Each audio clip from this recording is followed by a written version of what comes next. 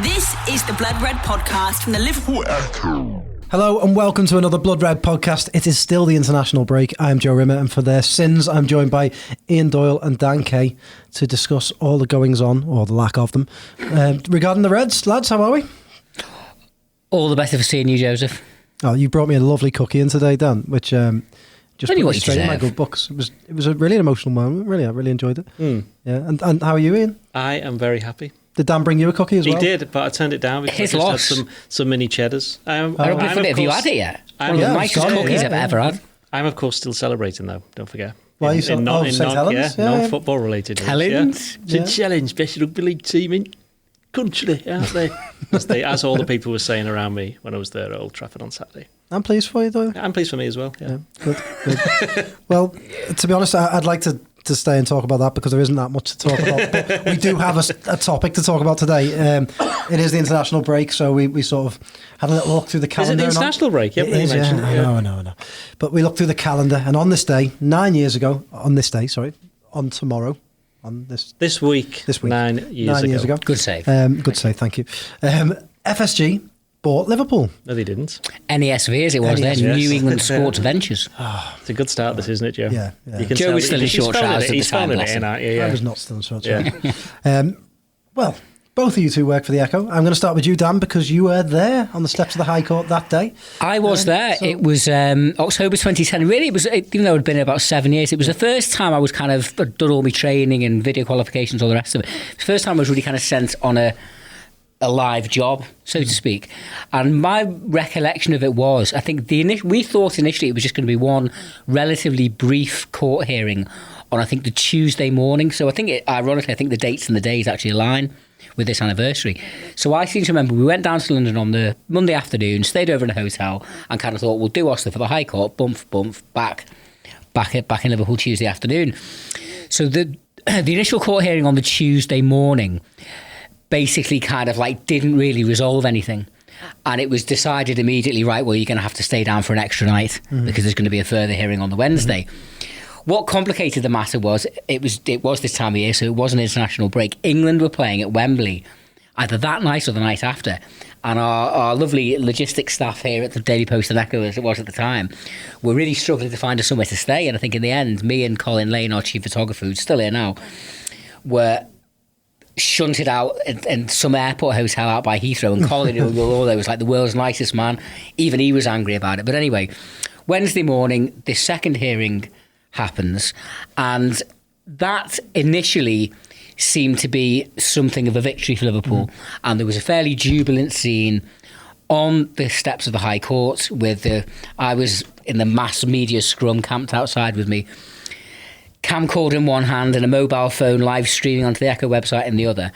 And they all came out full of beans, and Christian Purslow and Ian Eyre and Martin Broughton, who then was the interim chairman of Liverpool, came out at the time thinking and assuming that they'd basically secured the deal for the sale of the club to John Henry and Co. And I remember Martin Broughton giving a little line straight into camera, live onto the website, saying, "Keep the faith." So it all looked like things were going well. Yeah. So we tootled off back to Euston, and me and my ultimate wisdom decided just to nip to Marks and Spencer's to get a sandwich for the train home. Unfortunately, I got the times of the train slightly wrong, because just as I arrived at the platform, the train to Liverpool Lime Street was just steaming out. So I was like, blimey. So I came back out and rang our staff, our organising staff back here, and said, sorry about this, I've missed the train, blah, blah, what do we do now? And what they actually said was, well, in actual fact, it's a bit of a blessing you've missed that train, because we've just found out there's going to be a board meeting, a Liverpool FC board meeting at the offices of Slaughter and May, which is a high-powered legal firm in central London. So to be honest, we were just going to send you straight back down as soon as you got to Lime Street anyway.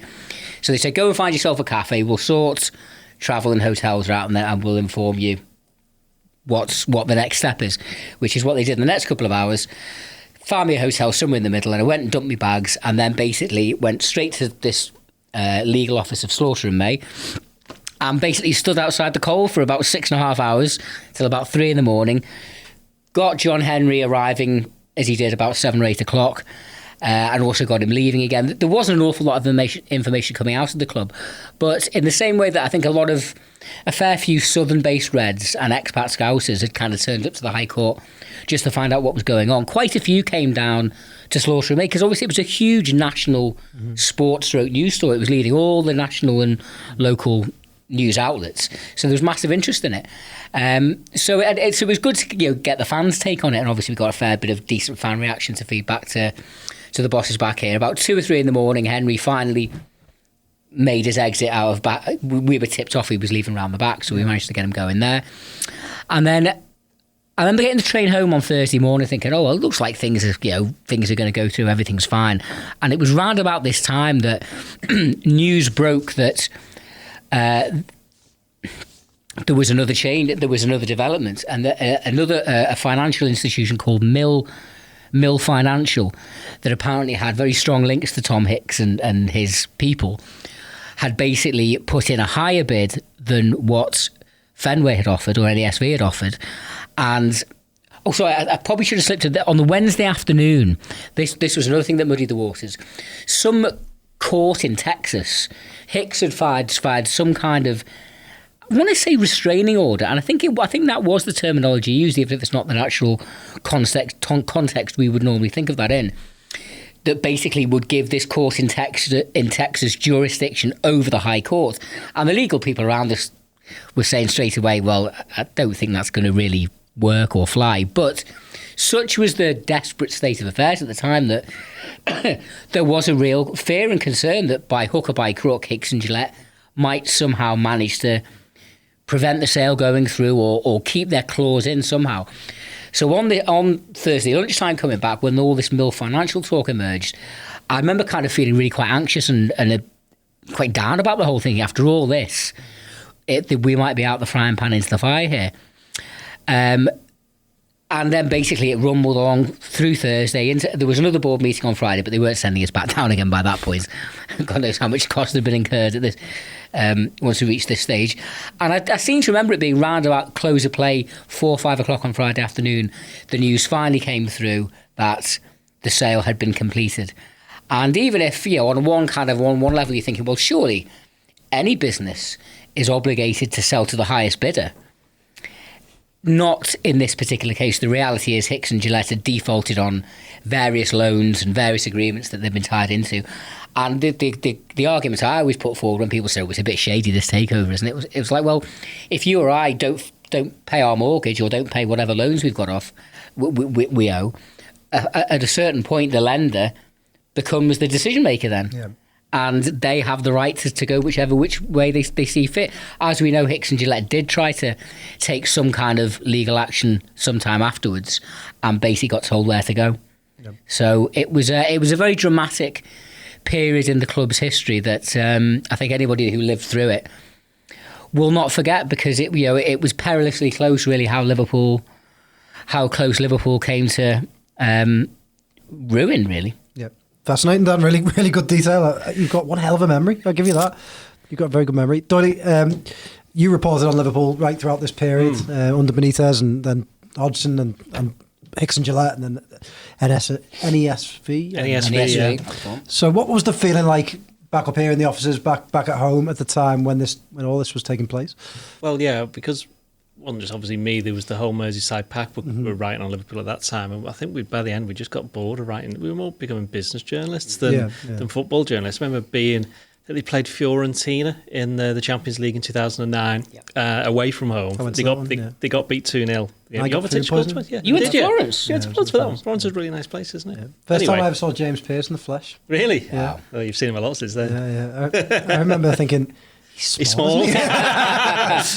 Anyway, yeah, he is correct. You put me off now. Right, Fiorentina before the game, about an hour before the game, writing stories about levered buyouts and share issues and stuff like this. And we were all like, we have no idea what we're talking about here. But it was like a briefing that we got off Liverpool. And that just went on for months and months and months. And what I remember at that week, because obviously I didn't go down to the High Court here and any of that. They certainly weren't sending. I think Dominic King went down because he went to he did the England game. He went to Liverpool report at the time for the Echo. He went for the England game and then popped over for the following day for the final hearing. That would make sense. I think it was the Tuesday night. Was the Wednesday. The last one that you were at. And I just remember the actual announcement that had been completed was a little bit earlier in the day on the Friday because were Liverpool playing Everton? Was it Everton was the next game? We played Everton on the Sunday. Yeah, that's right. So the press conference was on the Friday. And just about quarter of an hour before the press conference started or just after it had finished, somebody from Liverpool just came round in the press room at Mel with a piece of paper that basically said, the sale's been completed, Liverpool are now owned by whatever. And I think everybody in the room basically said, thank Flip for that. Yeah, because I think they'd had just about enough. So obviously, but then again, we're journalists. Imagine what the fans who've been following them, and because it was a very divisive time, wasn't it? For the hugely divisive, because there were the fans who just wanted to get on. Obviously, with any football club, there are supporters who are far more active in the actual way that they want to see the club run. I mean, there always comes a point, say, I'm sure we'll talk about it in a bit if we're talking about FSG, the tipping point for some people under them was in 2016 when they were going to put the ticket prices up.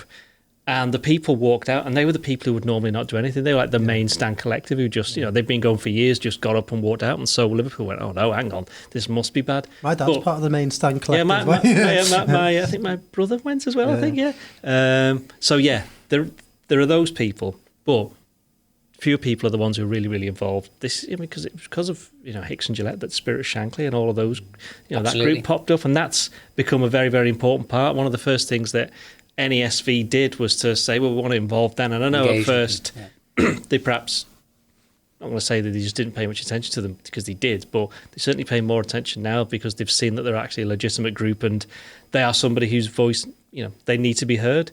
So, at the time then you had that group of fans, the other group of fans who were thinking, let's just get on with it. The ones who were worried, who've always gone to the game, who were thinking, what's going on here? And I think... was it Blackpool was the game beforehand, wasn't it, where they got beat 2-1 by Blackpool at home before the international, and everything was coming to a head. Hodgson for England. The Hodgson era and all of that kind of stuff. So it wasn't a very happy club at the time, but it wasn't overnight as well when NESV came in, because the next game they lost 2-0 to Everton, and I know Hodgson lasted for another 2.5 months before he went. Dalglish came in, which was a good PR. I'll say PR stunt because he ended up winning them the League Cup and got to an FA Cup final the following year, but it was a good piece of PR to get him back. At the time it was like, just thank goodness this is done and dusted. Liverpool can now move on. It was because it was uncertainty at the time when they took over, because it was still Americans to Americans. Nobody really knew what NESVs they were then. I know that they'd been in charge of the Boston Red Sox and won the World Series 2004, wasn't it? I think they won it. They'd ended their very, very long way. I think they'd won it twice by that stage, possibly 07 as well. But I think 2004 was the time where they'd not won it for 80 odd years. It was like us in the league. Yeah, basically, yes. So it's kind of, there was some similarities there. And people, until about a couple of days before, nobody knew who John Henry was. No. Everybody was like, wanted to know everything about this person. So there was a sense of the unknown. But I think very early on, given what had happened, with Hicks and Gillette, where I think Liverpool in 2007, when they handed over to them, did they do due diligence as much? Remember, it was DIC, wasn't it? The Dubai investment. The Dubai lot. Investment capital, I think it was, Earlier there was talk of Taxi Shinawatra, who ended up at Manchester City. They and there flirted with him for a bit. Peter Lim, was it? Peter Lim had some involvement. Gary Neville's mate. Yeah, so it's not as if there wasn't any interest in Liverpool, but whether, I think they just thought, oh, hang on, these Americans, they've got a lot of money, they must know what they're doing, etc., etc. Because I think the thing is, without wishing to go over the whole Hicks and Gillette thing all over again, I think Gillette was the one who wanted it, and then he realised he couldn't quite afford it, and that's when he brought Hicks in. And Hicks was obviously the big brash Texan from Dallas, I think it's right saying. It was the Dallas Cowboys. Yeah, so he was always seen as the kind of the face of it all, and he kind of threw himself about a little bit. Wrestled control, didn't he? Basically, really? yeah. Because even at the end, because I think, I'm not saying I felt sorry for George Gillette, but I think if he had a bit more money, I think the whole Hicks and Gillette thing would have been no Hicks. It would have been done a whole lot more different. But that's years and years ago now, So yeah. So at the time, I think people sometimes do forget that while people were happy, as Dan said, there was this kind of like, okay, now what's happening? At least the club's not gone to the wall. Where do we go from here? Because Liverpool were 18th, weren't they, when they got beat by Everton? Liverpool were 18th. Yeah. I can't remember who, but I've heard from a few people around about the time that Liverpool's financial situation was dire. And one of the reasons why Royal Bank of Scotland apparently were amenable to try and to find a solution was that they didn't want to be associated with a worldwide brand like Liverpool FC going bust. And a few people made the point that basically if we'd been a smaller club, a club with less of a worldwide global image and punch, we might not have been shown the same kind of patience and understanding from the financial institutions that that we're rapidly losing patience, because if you keep defaulting on bills and not paying what you owe, eventually people are going to come to look for you. The point Ian made as well, though, about kind of if this wasn't just kind of like, oh well, we're taking over now, everything's all hunky dory. In particular, what was in my mind at the time was that Henry and the new Americans had said, we're not going to load debt onto the club, this isn't a leverage buyout. But Hicks and Gillette had said that when they came in, they were asked those exact same questions and basically lied. It took people a long time to accept what they'd said, because everybody went through the figures a lot more closely. There was a lot more interest, wasn't there? Within 9 months of them being here, they'd brought in Fernando Torres and Yossi Benayoun and spent a fair bit of money. And Liverpool, were still doing quite well on the pitch. But I think things started to deteriorate towards the end of that first year. I remember the Porto game in, I think, November 2007. 4-1. 4-1. Torres got a couple. We had to win. We had a bad start and we had to win the last couple of games. That was the night that there were protests outside the ground before the game. Do you remember? There was that. I think that was like the Rafa-Tola. Yeah. Big kind of like framed picture of... Was that the game that was around about I'm concentrating on coaching and training my team? That was in November 2017. That was the press Newcastle. conference before the Newcastle game in the league, right. which was definitely around about that. It was around the same time. But from that point, you began to see this fracture within the Liverpool fan base. I seem to remember the FA Cup tie against Havant Waterlooville, which was a couple of months later in the January. I think there were almost kind of like stand-up rows and fights on the Kop because people were starting to really voice their displeasure and concern at the state of the club. Do you think some people had their head in the sand about it all? Absolutely, 100%, Ian, definitely. And to some people's mindset, it was support the team. Whatever issues you've got shouldn't be brought to the ground. Yeah. And I can understand that argument up to a point. But when this, a bad situation is snowballing out of control and threatens to overshadow every single aspect of the club, well, it is going to be affecting things on the pitch, isn't it? And I think that split in the fan base became wider and wider. So about 8-9 months later, at the start of that 08-09 season, there was a lovely sunny day, early September. We beat Man United 2-1. Brian Babel got the win at the Kop end towards the end. Now, before that game, there was another kind of like protest and a march around the ground. There's a great one picture I robbed at. Used. I shared it quite recently. I still don't know who took it, but it's a great picture taken from one of those little shops or like an upstairs flat above, like say where the HJC shop used to be on Walton Breck Road, and looking back down Walton Breck Road towards like the Sandon and Breck Road end. And you can just see a mass of thousands and thousands of people marching. But I do remember being part of that march. And at various points when we were going past the pub, there were people standing outside the boozers with their pre-match pints, taking the mick and going, look at those dickheads, or look at those idiots. Excuse my French. And that's us out the Middle East. They can't listen to that. Sorry guys. Get that beat down. and others who were part of the march were having to go back at them, going, well, it's all very well you standing there, but when you haven't got a football club to support next year or the year after, then maybe you realise where we're coming from. Some people were just standing there and clapping. And people go, well, never mind clapping, join us. You know what I mean? Yeah. We're not just doing this for our own good. We're doing it because we love our football club and we don't want it to die. And there was a genuine, very real fear that could happen. And Dan, do you think we talk about now fan culture now, and it's mainly positive now? The songs and But was this when fan culture was truly born for Liverpool in terms of you had Spirit of Shankly came out of this, and fans realised that when they pull together, they can make a real impact and make changes at the club? I think it's hard to say that's when fan culture was really born, because you could argue Liverpool's fan culture goes back decades. Joey at the Frog's Legs, all that type of thing, going to the 70s. I think activists as fan activism. I think maybe fan activism. Well, I mean, without getting into it either, I mentioned the HJC shop. Yeah. Obviously, that's been a recurring theme for 30 years as well. That's a bit different, though, isn't it? That was over. But if you're using the word activism, I think true. that kind of has to fall into that category. What I would say, though, is that possibly this is certainly in a Liverpool context, this is maybe round about the time that the fan culture became militant in terms of, or proactive in terms of actually challenging our own club rather than outside influences, which is maybe what it had been before. The previous culture was solely to do with the football and the songs and the flags, whereas this was actually to do with we are supporters of this club, so in effect we are stakeholders. We might not technically own shares in company's house or whatever, but the reality is this of the various songs, you lying Watson Flips, get out of our club. Well, it is our Watson club. Flips, I like that. Yeah, that's the second time. I'm thinking about the Far East. Second time the word flip has been used in this. and maybe this was the beginning of fans starting to realise that if we always talk about having ownership of our club, well, we actually need to kind of back that up with actions rather than just words.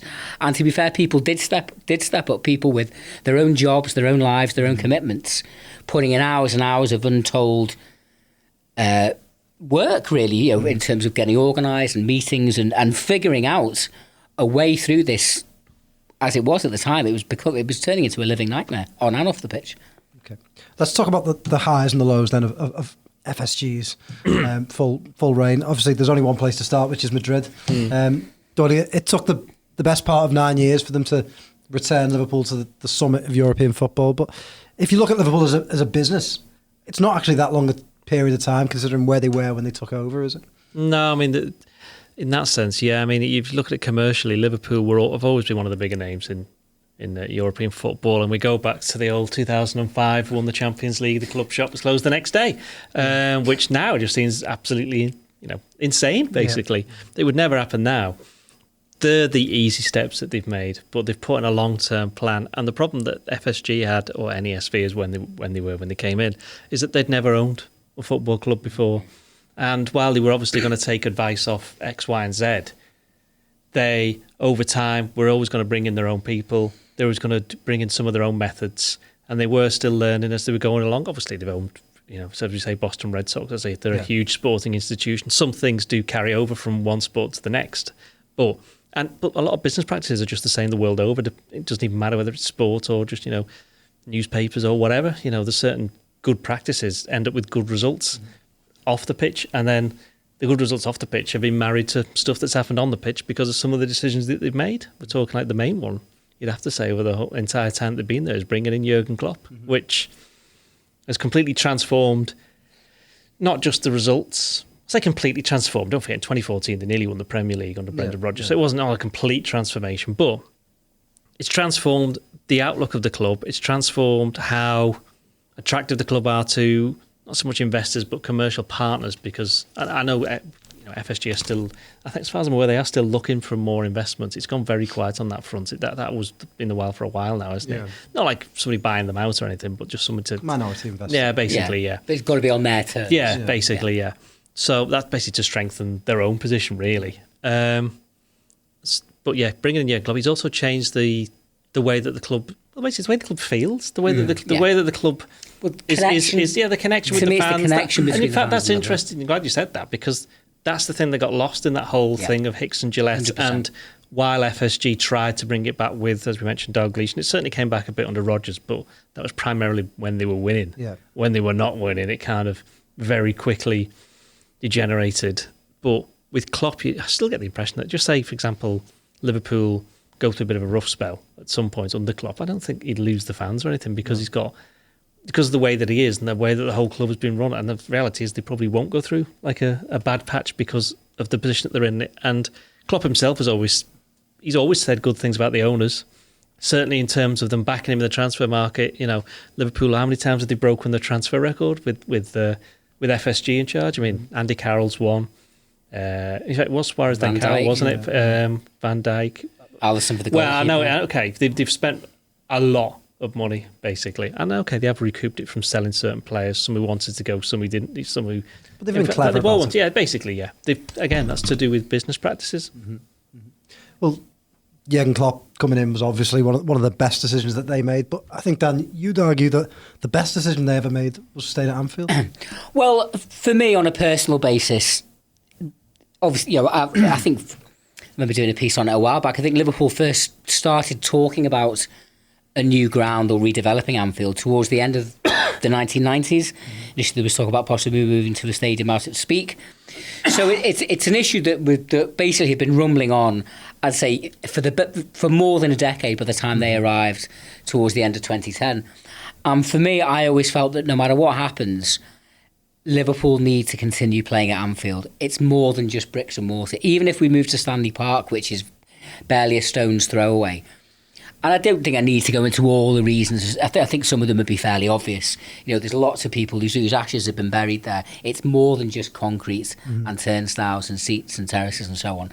So there's a part of me that has kind of felt if all they had done through their ownership was, prize our head out of the kind of like Jaws-like claws of Hicks and Gillette, and kept, built us a new main stand and kept us at Anfield and taken the kind of possibility of Liverpool playing in Speak or Stanley Park or the Dock or wherever off the table. That, to me, I would have been eternally grateful for them just for that in itself.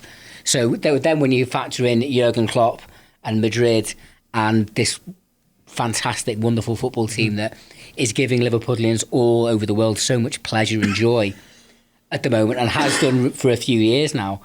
I think it's important I think, to me, one of the most impressive things about them is that they're willing to learn, they're willing to adapt. They've made mistakes, and a couple of big mistakes. I think, to me, the two biggest ones would be that we've already mentioned them. Well, certainly one of them. The big whack in ticket prices. I'm doing that again. No, I'm just crossing off the next question. The potential huge whack in ticket prices to £77 in 2016, which obviously triggered the walkout and them lowering the prices, and then ultimately the £30 cap on all away match tickets in the Premier League, which, as we know, has now been extended for another 3 years. So arguably all football fans in the top flight owe us a thank you for that, really. And also, even this summer, even after the glory of Madrid and Barcelona and last season, this issue about trying to trademark the word Liverpool, they clearly massively underestimated the depth of feeling on that issue. Yeah. And obviously, we know that's now kind of off the table. The fact that in both those instances, they've been big enough to put their hands up and say, you know what, we got it wrong. That, to me, is the sign of a good... Because we all make mistakes. We all have a bad take on things sometimes and get it wrong.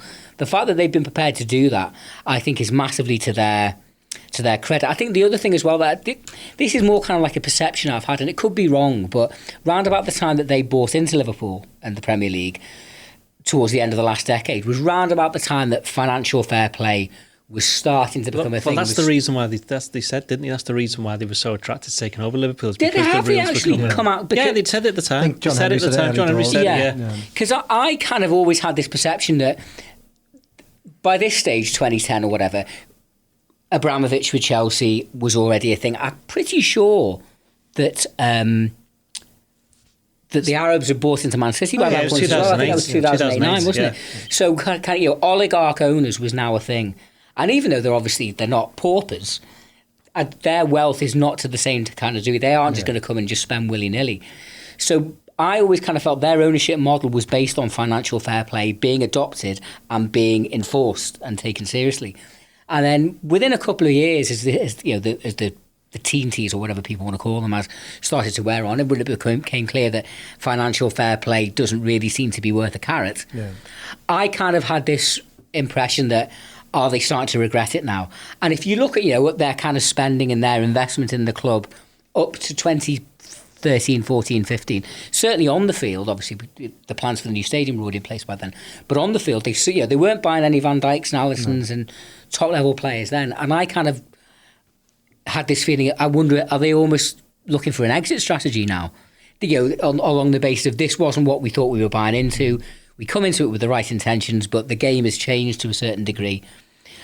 But they haven't done that. I mean, I think, as Ian said, the absolute fulcrum, the key turning point in all of this was the appointment of Jurgen Klopp. And I have to be perfectly honest, when Rodgers left, Well, the Liverpool was absolutely on its knees and certainly in a better place than it had been in previous years. I didn't see us getting anyone like Klopp's calibre. And clearly that's been the game changer. Yeah, because I was thinking at the time when he was linked, obviously... Why would he come to us? Why would he come to Liverpool? You know, he did have the offer at Real Madrid, didn't he? Which obviously was subsequent. We've discovered why he turned that down. And it turns out he had an offer from United as well. The previous year turned that down as well. So it looks obvious now that what an absolutely ideal marriage between Klopp and Liverpool, a team that, you know, a club that's very emotive, wears his heart on his sleeve, and, you know, a manager who is a bit like that, but he's more canny than that, in the same way that Liverpool fans are actually a lot more knowledgeable and can be made out. And then you've got FSG, who kind of the same mould, but then obviously more straight down the middle. I think you should put them all together. It seems obvious, but at the time, Liverpool, you know, weren't doing particularly well. They're still having the hangover from the last season where they hadn't won the league, and that carried on over from losing the last game of the season 6-1 to Stoke City. And, you know, they'd bought players which the previous year it hadn't really worked, and there was the whole thing got Rodgers in the transfer committee. And again, that's another thing. Klopp came in, didn't he, straight away and went, I'm making the final decision. He was able to say whether FSG had changed something or whatever. I don't know behind the scenes. We'll probably never find out what happened there, but he seems to be the one that's able to just tie everybody together. You know, the transfer committee. Because he had the strength of character to do it, perhaps, and experience as well. Yeah. But then it comes all the way back to he had to be persuaded to come there. How did they do it? Well, and particularly when, you know, he'd only left his job at Dortmund at the end of the previous season. He'd said that basically, you know, he wanted a sabbatical, he wanted a year out, and he essentially cut that short after a couple of months because this job offer from Liverpool was on the table. And I suppose that, to a certain degree, that shows the appeal of the club. You know, even to someone of Klopp's reputation, which even, you know, it's higher now, but it was still pretty high back then in 2015. Even, you know, someone of him who had already had offers from Manchester United and Real Madrid, arguably the two biggest clubs in the world after Liverpool. He still knew that a job like Liverpool does not come along every day, and that's why he was prepared, even if he was maybe had promised his missus another couple of months on the beach. It was a case of, sorry, love, we're going to Liverpool. Well, there you go, Formby Beach. Yes, he was as good as his word. Just a quick one before we move on the stadium, Dolly. There was a time, I mean, a lot of younger fans might not remember this, but I growing up, I always remember that you had these great European nights, but I'd almost made my peace with Liverpool will leave the stadium in the near future. The fact that they didn't leave the stadium, that they stayed and they redeveloped it and looked to continue to redevelop it, was that an early sign that they got Liverpool? Not sure about that. I think it was an early sign that they knew they didn't have to up sticks and it'd be a lot cheaper to build a new main stand. Do you think that was all financial? No, I don't think it's entirely financial. That's wrong, actually, because don't forget, they'd been there for 5 years by the time that they said, right, we're going to do this now.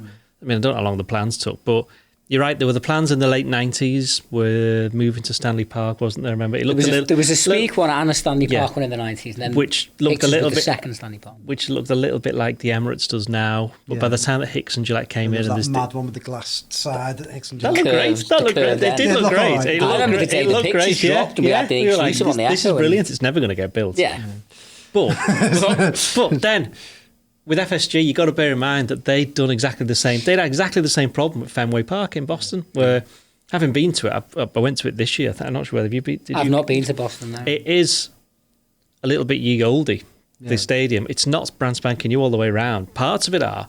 So when you're inside, it's great. Outside, you can tell that it's been there for years and years and years. Which that's part of the charm. Exactly, yeah. So, and I think obviously the new main stand. The new main stand. It's been there 3 years now. It looks great. It's huge, but it's kind of in keeping with the rest of the ground. That's what I say. The way that they built it with the bricks and all of that, it doesn't look like this harsh structure. It like is Newcastle. I always said Newcastle, where one side and then looks massively out of place with the other. Yeah, this is in keeping with the flow. And it's not just that. They've also thank you. They've also renovated the area around the stadium as well. You know, whether further down the line they'll end up building the hotel that's been suggested and they do build more houses or whatever, you know, make it more of a commercial area. I don't know. But for what they've done so far, it has regenerated the area. I mean, I've never, ever known it so... It sounds a ridiculous thing to say. Walking up to the stadium, it looks nice. Yeah. You know, it's a nice experience. Whichever way you're coming from. It's like... It never, ever used to be like that. Not just at Anfield, but any football ground. There's still some where it's like just being hurled in there, and then it's like, well, it looks like you've gone back about 60 years, but in a bad way. At the same time, I kind of think if they hadn't at least considered that properly, they'd have been fools, because just from business sense, and I'm not a businessman, obviously, but Anfield, the Cop, You'll Never Walk Alone, they are massive cultural assets that have global resonance. So the idea of just throwing them away and to say, well, look, we've got a shiny, brand spanking new stadium. I always felt that their experience at Boston, where it's not a dissimilar situation, where they've come into an old historic club, sleeping giants, to use an old cliche, with an old iconic historic stadium that needs renovating. There's a lot of parallels there.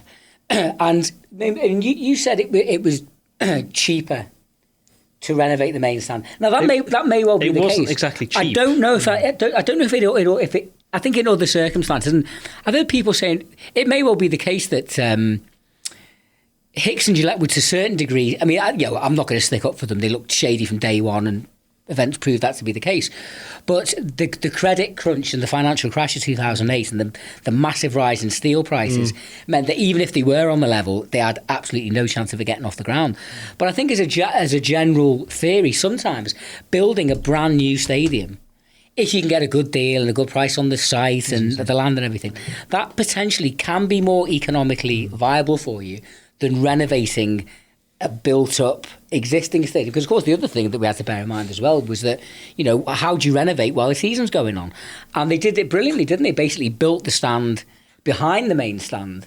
And so there was barely a reduction in capacity, maybe a couple of thousand, but it was... Remember the truss? Yep. The truss. The amount of stories he wrote about that. Well, do you remember the false start? Because it went up during the summer, and I think our old colleague Eleanor Barlow, who now works for the Press Association, she was sent up to Anfield one day in the middle of summer, basically to live blog the lifting on of the truss, and it was a bit windy, so they basically had to postpone it and do it the next day. The enemy of construction. People kept clicking them.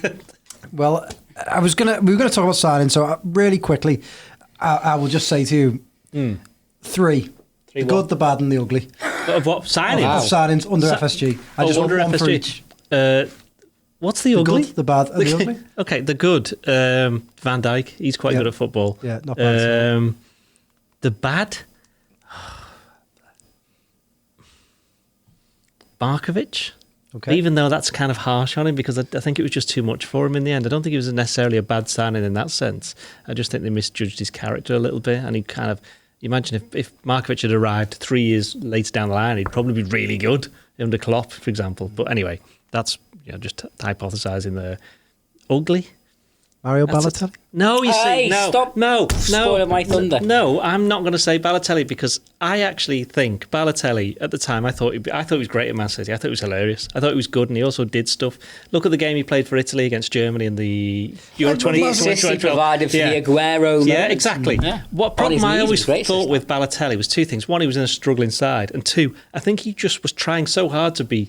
Something he wasn't? No, trying so hard to be sensible that he just forgot who he was. Can you name a single story that Balotelli did, other than the penalty where he actually took a penalty off somebody and scored it, didn't he? Was it Besiktas? Yeah, exactly. The fact that you're struggling to remember it. Did he do anything bad for Liverpool? Did he do anything off the rails, off the pitch? There are rumblings on the iPhone stories and smoking at the training ground. Yeah, Simon. Not pulling his weight in training. But even the just minor. He didn't spit at anyone. He didn't spit at Celtic fans like El Hadji used exactly. to. So he never. Okay, well, put the club to. So I'm not. You're not going to name it. I'm not. No, okay, you have to come back to me on the ugly one. I think that's a very unfair. I do want to hear you question. write this. I want to see you write this Balotelli. I've already done it before in the past. Balotelli wasn't in the past. You must have been working it. Next international misread it. Yeah. Dan? Well, if Ian's gone for Van Dijk, I'll go for Alisson. Okay. Because he's a great goalkeeper. Just that reassurance. Obviously, we've seen the impact that had. I will go for Balotelli as the bad signing. The bad or the ugly? The bad. The ugly? I haven't thought of an ugly one. Ugly. Have you got somebody? It just works as a phrase. It does. No, yeah, but ugly suggests what? I don't...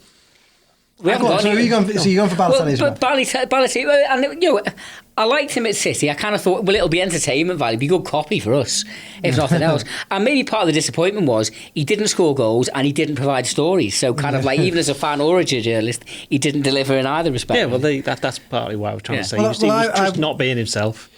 I will say, I would say Van Dijk for the good, but you could Salah's another. Salah, Mane's the one who kind of kickstarted it. I say all this, I actually might go, you know how much I like Bobby Firmino. Yeah. Maybe Firmino, Firmino should be top of my list, because at the end of the day, it was the transfer committee that basically bought him. It wasn't Rodgers, was it? I know.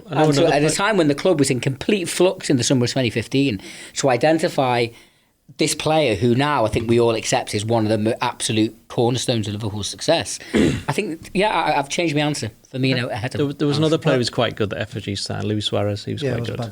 He was quite good. He was all right. Well, I'm going to go for the good. I'm going to go Van Dijk. I'm going to go for bad Markovic. I kind of agree with your, perhaps a different time would have been better for Markovic, but the ugly, I will go for Balotelli. I think this is my opinion. I know it's your opinion. You're allowed a wrong opinion. I think you've got to be a certain type of character to play for Liverpool, and he wasn't it. And if you don't value playing for this club, then don't be it. And I don't think he really valued. I don't think he was really that worried about playing for Liverpool. They were just another club on his CV. In terms of it could be ugly. It could be ugly. And what other ones are there? I'm almost tempted to say, even though we kind of talked about this before we went on air, just before. And I kind of quite like him. And to me, arguably, the fee was worth it just for that one header against Everton at Wembley. But the circumstances of Andy Carroll's signing, it's quite ugly, really. Basically, however much we flog Torres to Chelsea for, we'll just slap 15 million on. That's kind of ugly. That's an example of FSG having to learn, because they'd only been in the job about 2 and a bit months, in 3 months. So they didn't really... They were reliant on Kamoli, weren't they? Yeah. He was the one who made the decision. So you could argue you have players like Stuart Downing, who I think was a decent player. Not for 20 million, though. Not for 20 million. If you'd have bought him for 8 million and he was a squad player, he'd said that's a really good move. And I think it was too big for him. I think he's done interviews since where he's admitted it was a bit too big for him. And you could tell he was that type of player. Supposedly, wasn't there talk before he came to Liverpool, some of the other top clubs like United were looking into him, and the feedback they got was that ability-wise, not a problem, but mentality. Well, has he got the fortitude to play for a top club, and his career would tell you. That was the same for Ryan Babel, actually. When he signed for Liverpool. Still starting for Holland, but he never quite made it. Let's move on, because we're going to finish this off with just a look to the future. Doyle, FSG, they are businessmen. They didn't buy Liverpool for their children. They bought it as an investment, and they bought it. So what does the future hold for them? When do you think will be the day that they say, right, let's sell up now? Well, you mentioned Dan, exit strategy before. They'll have one. Yeah. They'll have one, and I just think what's happening. Are we getting close? Let me finish. Go on. We might be getting close to me giving an answer if you stopped interrupting me. Right. I think they can't. No time soon, simply because Liverpool have progressed so. What's the word I'm looking for? Not exponentially or something like that. They've progressed in more or less. Crest of a wave. Yeah. It's the kind of they haven't progressed quicker than they thought, because they've been there for 9 years. But I think over the last couple of years, it's gone better than possibly they would have expected. Let's face it, 97 points in the Premier League last season. That's unheard of for a team to do that and not win it. 8 points clear already this season. European champions, full houses every home game. Commercial deals. They're going to get a new kit deal, which we've dealt with that many a time. Whatever happens with the kit deal, it'll be Liverpool that benefit from it, no matter what happens, because they'll end up with more money one way or another.